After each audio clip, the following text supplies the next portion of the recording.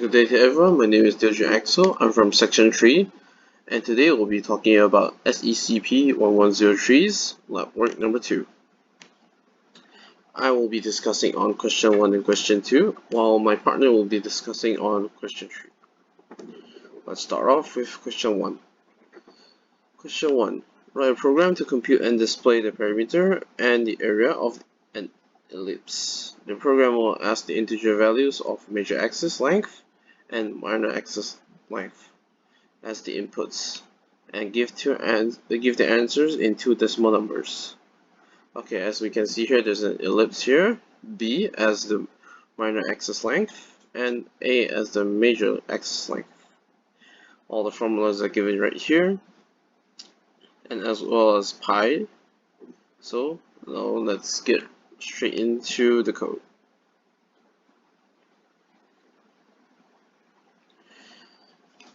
For starters, we'll be using the libraries, the usual stdio.h library that we always use.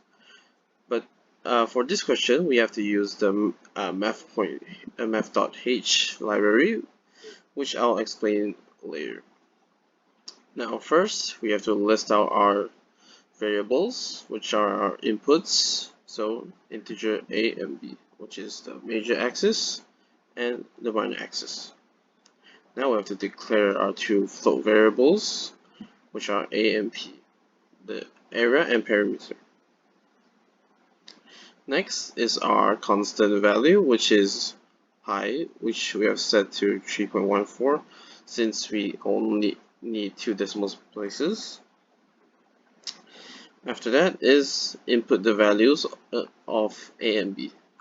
By using these two line 16 to line 21, we will be able to let the user enter the desired major axis length or the the minor axis length, A and B. After that, the code will automatically solve with the formulas given right here, area, which is pi multiplied by A and B, while the perimeter is 2 multiplied by pi multiplied by square root A multiplied by A plus B multiplied by B divided by 2. Now now using math.h library, we will be able to use the float and as well as the square root function right here. That's why we use the math.h library. After this, it will display the answer in 2 decimal places. Now let's get into the testing of the code. Here we're going to use a online compiler right here, or they list out all the coding right here, and let's run the code. Now we have to enter a major axis length. For instance, I'll give it a 15, and for B I'll give it 7. Okay, here you can see that the area has already been calculated, which is 329.7, and the perimeter, which is 99.10, which are all in 2 decimal places. Okay, that sums up for question 1. Now let's move on to question 2.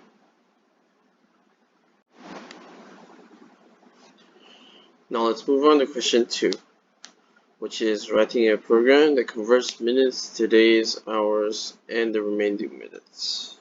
The program output should be as follows. The first row being, please enter a value in minutes, which is output that allows the user to choose how much or how many minutes they want, and then it will convert it into days, hours, and minutes that is equivalent to. So let's start off with the code.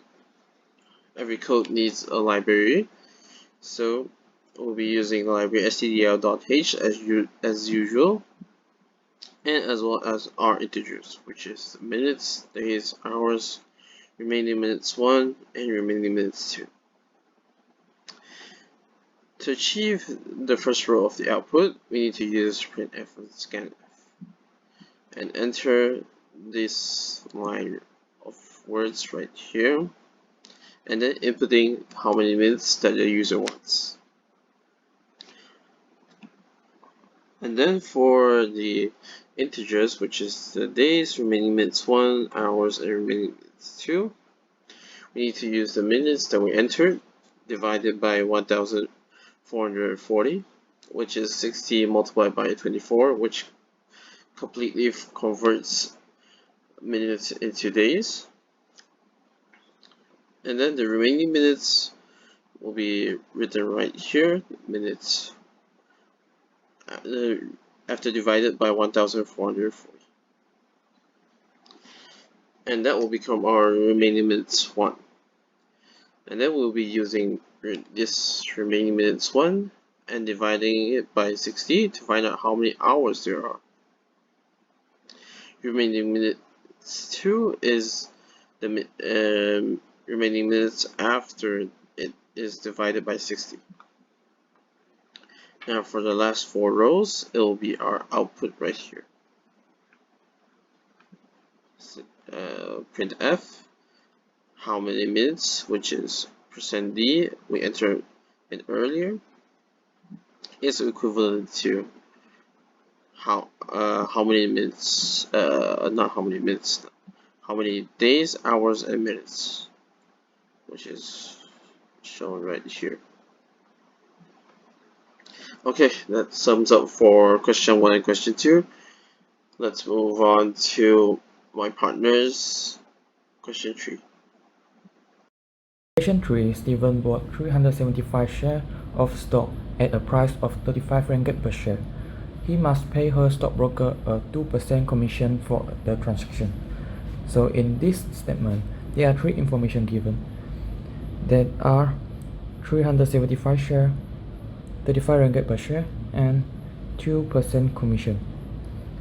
Let's look at the programming script. First of all, we have to set a main function. After that, we have to define which type of the value of the input and output. So from the question given, we have shares and price are integer because their value are 375 and 35 respectively. However, for commission rate, they are 2%. After we convert it into the number, so we can find that there are decimal point. So in this case, we define it as a double type. At the same time, the commission rate is a constant throughout the program. So that's why I write constant double for the commission rate, which is 0.02. And also for the output, for more accurate result, we have to take at least 2 decimal point for the total value. So it is actually, we can define it as the float point. So after this, look at the first question. The first question wants us to calculate the amount paid for the stock alone without the commission. So we can just do simple calculation by multiply share with the price. So this is the calculation to calculate the amount paid for the stock alone. For question B, we have to calculate the amount of commission.